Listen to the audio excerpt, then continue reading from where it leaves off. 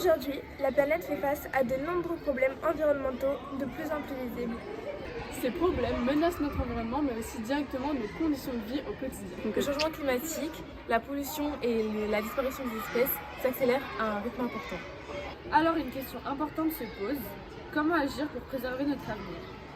Mais Lilia, ça repose sur quoi le développement durable en fait? Le développement durable repose sur 3 piliers indispensables et complémentaires. C'est quoi le premier du coup? Le premier c'est l'environnemental, il sert à protéger la nature, les écosystèmes et l'environnement. Ok, il y a un deuxième tu m'as dit. Le deuxième c'est économique, il sert à produire des richesses tout en respectant la nature. Et du coup ça pourrait être quoi le dernier? Le dernier c'est le pilier social, il sert à améliorer les conditions de vie comme la santé ou l'éducation.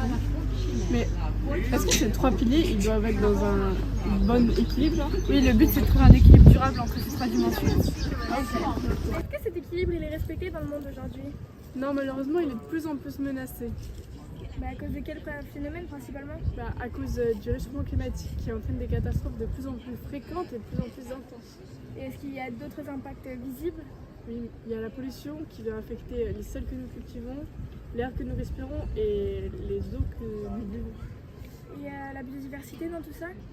Malheureusement, il y a de plus en plus d'espèces animales et végétales qui diminuent et même qui disparaissent encore à l'heure actuelle. C'est quoi exactement le développement durable? C'est un enjeu essentiel défini par l'Organisation des Nations Unies pour le rapport de Brundtland en 1987. Et ça veut dire quoi concrètement dans notre vie de tous les jours? Cela signifie répondre aux besoins d'aujourd'hui, comme se nourrir, se loger ou se déplacer. Tout en pensant aux générations futures. Oui, sans compromettre leur capacité à répondre aux leurs. Ça veut dire qu'il faut penser à toutes nos décisions au long terme. Exactement, et éviter de gaspiller les ressources. Mais Lilia, quelles sont les solutions qui existent aujourd'hui pour améliorer la situation? Les États ont créé 17 objectifs, appelés objectifs de développement durable.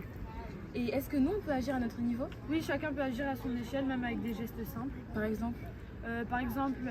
Utiliser des transports moins polluants, recycler ses déchets. Et dans la vie quotidienne? Dans la vie quotidienne, réduire sa consommation en énergie et consommer des produits locaux. Et ces actions ont-elles vraiment un impact? Oui, si chacun s'y met, chaque geste compte. 3. Le développement durable est donc un enjeu majeur pour notre vie. Il concerne à la fois l'environnement, l'économie et la société. Chacun peut agir pour préserver la planète. Car le futur dépend de nous.